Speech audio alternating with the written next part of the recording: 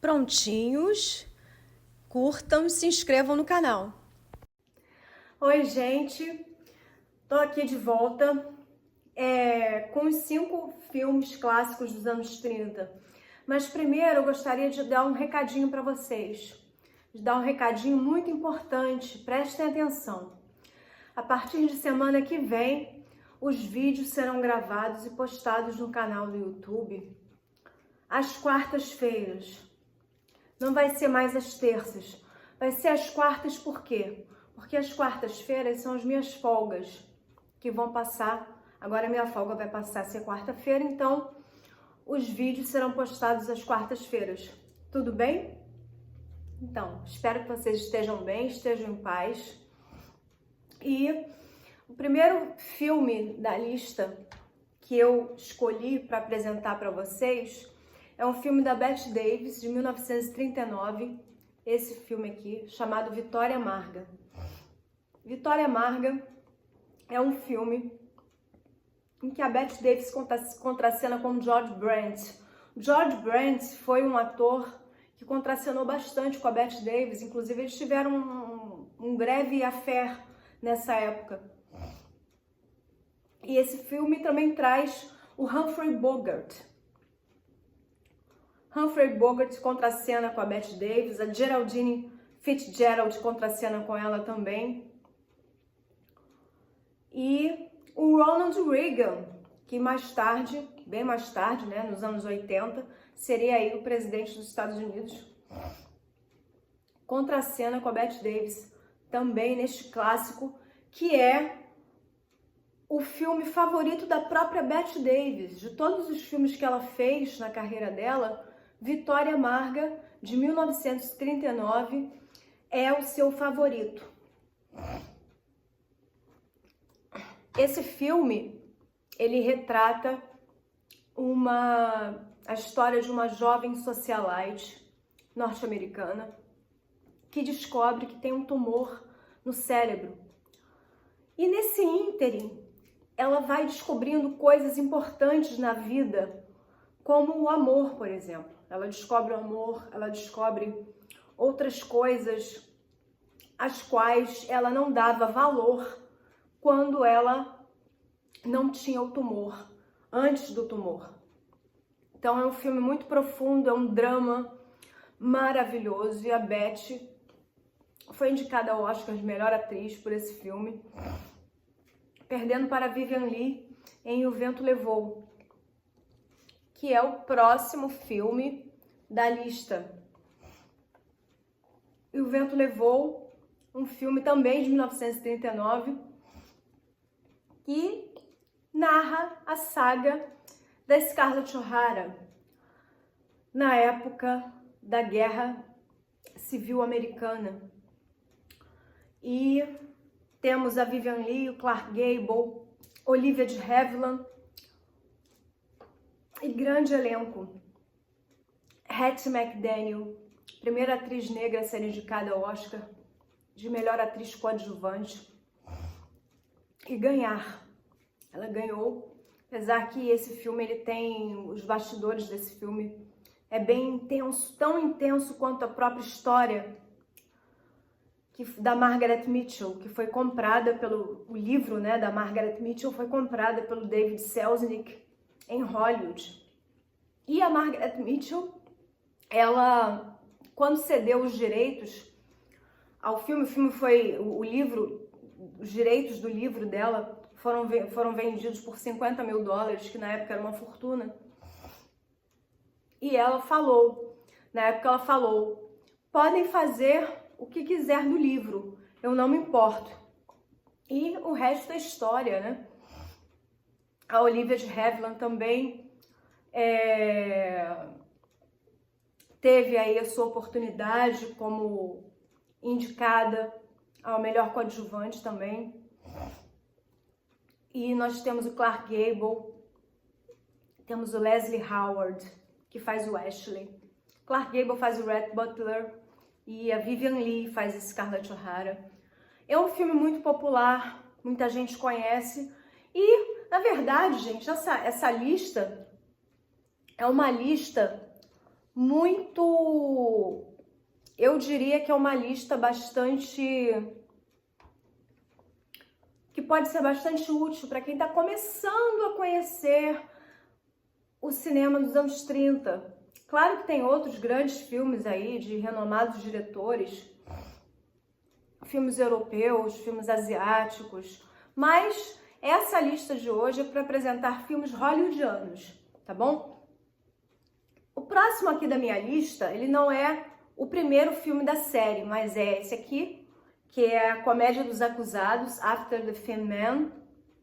Essa, gente, é a cópia em DVD que eu tenho, porque na verdade eu queria falar para vocês do primeiro filme, que é A Ceia dos Acusados, de 1934.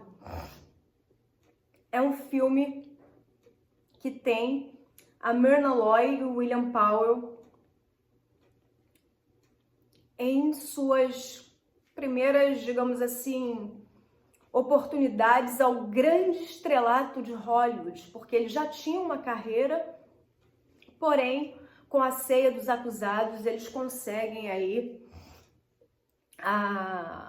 essa vitória, né, que foi o estrelato absoluto e mundial. Essa é a continuação de A Ceia dos Acusados, de 1936. É o que eu possuo em DVD. Mas a minha dica para vocês é começar do primeiro filme, A Ceia dos Acusados, ou o original em inglês, The Thin Man. É um filme que foi muito popular na época, muito popular, e um adendo aí, uma curiosidade bem interessante, que eu até hoje acho muito interessante, que é o seguinte: A Ceia dos Acusados, ela teve vários filmes. A continuação, que é o DVD que eu apresento aqui, A Comédia dos Acusados, que foi até 1947, inclusive, que traz Nick e Nora Charles, um casal de bons vivants, ricos, sendo que o personagem do William Powell, o Nick Charles, ele é um detetive que tem que desvendar aí quem é o autor de um assassinato. Um assassinato acontece e o Nick Charles, ele tem o auxílio da esposa dele, da mulher dele, a Nora, que é interpretada pela Myrna Loy, que também uma grande detetive da história. Apesar dela não ser uma detetive oficial, ela o ajuda em bastante coisas aí durante a história do filme. É um filme bastante interessante que nos presenteia aí com grandes cenas de suspense, comédia também. É maravilhoso. Ele tem a direção do W.S. Van Dyke e foi produzido pelo Hans Stromberg. É um grande filme. Eu acho que vale muito a pena ver esse filme. E a continuação também é muito boa. A continuação, inclusive, gente, essa continuação traz o James Stewart num dos seus primeiros papéis de destaque na sua carreira. Tá bom? Grande James Stewart. Próximo filme que eu vou trazer para vocês é Jantar às 8. Jantar às 8, de 1933, estrelado pela Jean Harlow, a grande Jean Harlow aqui na foto do pôster. Esse é o pôster oficial do filme, que a Colecione Clássicos apresentou junto com a Obras-Primas. Esta edição, eu tenho esta edição maravilhosa. Ele traz a Mary Dressler, que era uma atriz de teatro, que fez muito sucesso na Hollywood dos anos 30, início dos anos 30. Traz o John Barrymore, da família Barrymore. Para quem não sabe, a Drew Barrymore, que fez ET e fez grandes outros filmes, é da grande famosa família Barrymore, de atores. Enfim, e ela é a neta do John Barrymore, que aparece nesse filme também. aparecem Wallace Beery, Lionel Barrymore, outro Barrymore, Lee Tracy, Edmund Lowe e Billie Burke. A Billie Burke, na verdade, é o grande centro do filme. Por quê? Porque ela é a socialite, a personagem dela é a socialite que planeja o grande jantar às 8 na casa dela. E o filme gira em torno de todo o planejamento desse jantar. Quem ela convidou, como ela idealiza a decoração dos pratos, é um planejamento de uma grande anfitriã. E temos uma grande, se não uma das melhores, ou a melhor interpretação cômica da Jean Harlow, que nasceu Harleen Carpenter em 1911 e faleceu, infelizmente, em 1937, com apenas 26 anos de idade. Essa interpretação da Jean é uma das melhores que ela fez. É um papel cômico extraordinário. Ela contracena com Wallace Beery o tempo inteiro. E os dois têm uma dinâmica muito boa no filme.